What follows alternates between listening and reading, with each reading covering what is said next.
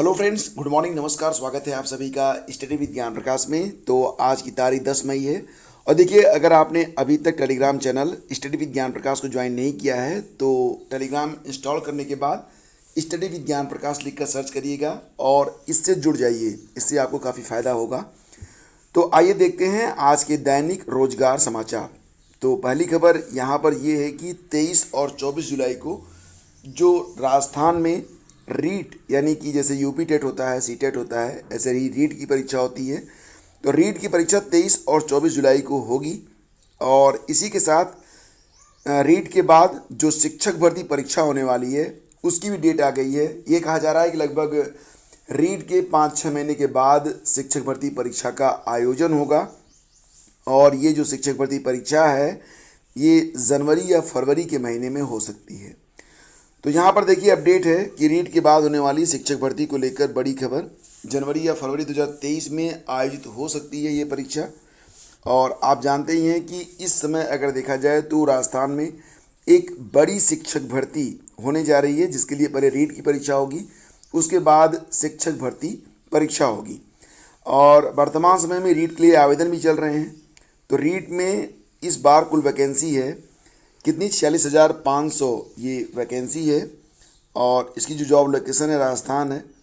और देखो यहाँ पर 18 अप्रैल से लेकर 18 मई तक आप रीट परीक्षा के लिए आवेदन कर सकते हैं। और ये भी है कि अदर स्टेट के जो स्टूडेंट हैं वो भी इसमें आवेदन कर सकते हैं। 23 और 24 जुलाई को परीक्षा होनी है। अगर आपने अभी तक आवेदन नहीं किया है तो आप अभी भी आवेदन कर सकते हैं। 18 मई तक आवेदन किया जा सकता है। इसमें जो एज लिमिट होती है वो फॉर ऑल 18 से 40 वर्ष होती है, यानी कि जो जनरल कैंडिडेट हैं या फिर अदर स्टेट हैं जो राजस्थान के हैं उनके लिए उम्र सीमा में छूट होती है, जो राजस्थान के निवासी होते हैं। फ़ीस के बारे में बता देता हूँ आपको। फ़ीस बहुत ज़्यादा नहीं है, 750 रुपये फ़ीस है दोनों पेपर की। और ईच पेपर यदि एक ही पेपर डालेंगे तो इसके लिए 550 रुपये की फ़ीस मांगी गई है।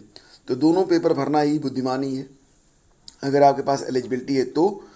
और वहीं पर यूपी ट्रिपल एस सी ने अभी हाल ही में जो एएनएम भर्ती की जो परीक्षा करवाई है, तो 8 मई को ये परीक्षा हुई थी और अब इसकी जो आंसर की है वो आ चुकी है।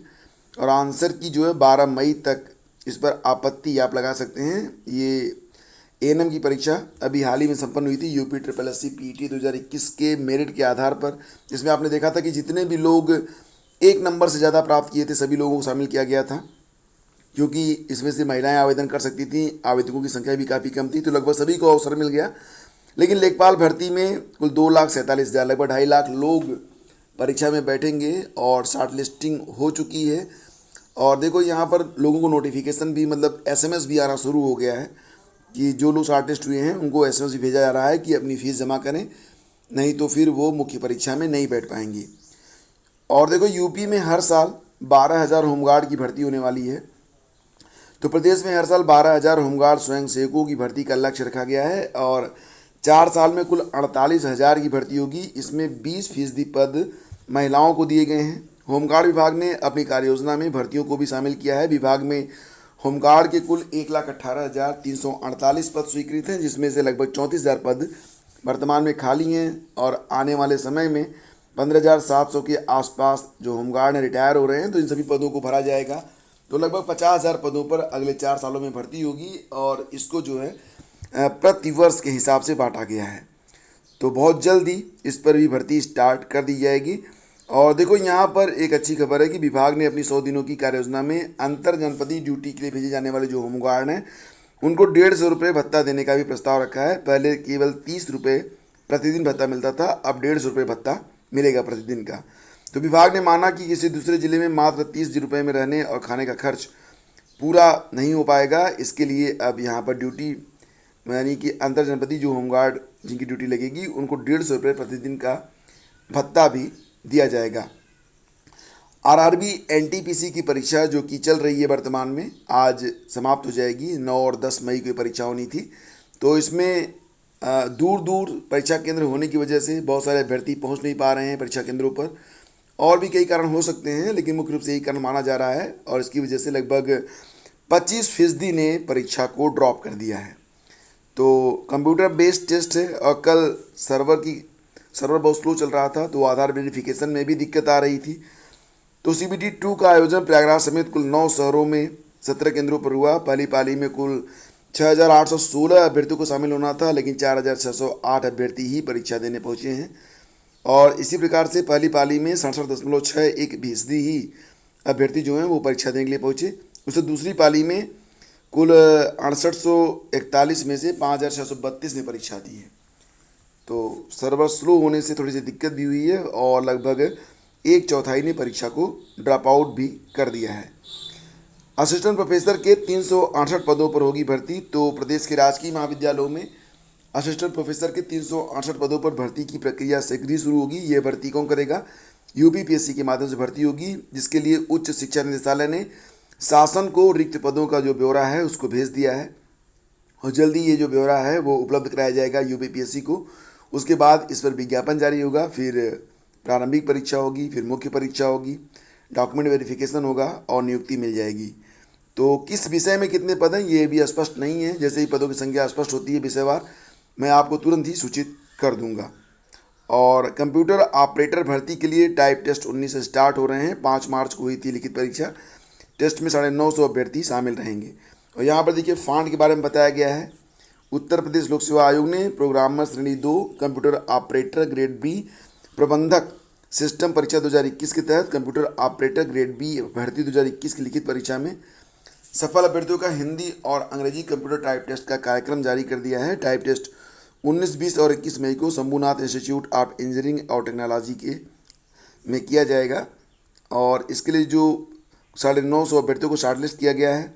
अभ्यर्थियों के प्रवेश पत्र और महत्वपूर्ण अनुदेश आयोग की वेबसाइट पर अपलोड कर दिए गए हैं। अभ्यर्थी परीक्षा केंद्र पर 2 फोटो और ID प्रूफ के साथ परीक्षा केंद्र पर रिपोर्ट करेंगे। तो इसके लिए जो फॉन्ट है वो हिंदी के लिए कुर्तिदेव है और टाइम्स रोमन है अंग्रेजी के लिए।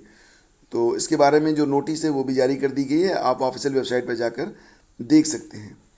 स्टाफ नर्स भर्ती के बारे में एक बड़ी खबर आ रही है कि हाई कोर्ट ने लोक सेवा आयोग द्वारा स्टाफ नर्स सिस्टर ग्रेड 2 के पदों पर चयन को लेकर उठे विवाद में दाखिल याचिकाओं पर सरकार से जवाब दाखिल करने को कहा है। कोर्ट ने इन याचिकाओं पर सुनवाई के लिए जुलाई के तीसरे सप्ताह में मुकदमे को सूचीबद्ध करने का निर्देश दिया है। साथ ही कहा कि स्टाफ नर्स के रिक्त 1729 पदों को भरने के लिए विज्ञापन जारी न किया जाए। यह आदेश जस्टिस राजू जोशी ने याची प्रीति पटेल व कई अन्य याचिकाओं पर सुनवाई करने के बाद पारित किया है। तो याचिकाकर्ताओं की तरफ से वरिष्ठ अधिवक्ता समीर शर्मा, अजय त्रिपाठी, SK शुक्ला और SP पांडे ने कोर्ट में पक्ष रखा। सरकार की तरफ से सरकारी वकील ने कोर्ट को बताया कि स्टाफ नर्स की भर्ती में अनुभव प्रमाण पत्र की वैधता की जांच करने के लिए सरकार ने 28 अप्रैल को 3 सदस्यीय समिति का गठन किया था और ये समिति लगभग 15,000 अभ्यर्थियों के अनुभव प्रमाण पत्रों की जाँच के लिए गठित की गई है।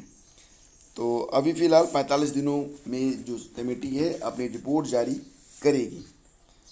और देखिए फ्रेंड्स, अगर ये सेशन आपको अच्छा लगता है तो प्लीज़ इसे लाइक और शेयर भी क्या करें। हमारी कोशिश रहती है कि आप तक सिर्फ और सिर्फ जेन्युइन न्यूज़ ही पहुँचाया जाए, भ्रामक न्यूज़ से आपको बचाया जाए।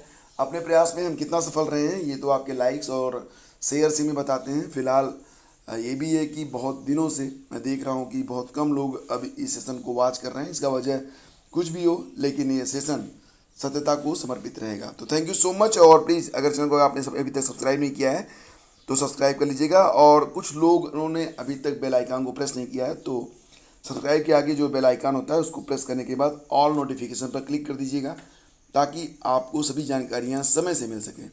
और अगर आपने अभी तक हमारा टेलीग्राम चैनल ज्वाइन नहीं किया है तो अभी ज्वाइन कर लीजिए, बहुत ही ज़रूरी है इसे ज्वाइन करना। तो आज के सेशन फ्रेंड्स बस इतना ही। Thank you so much. Have a great day. जय हिंद।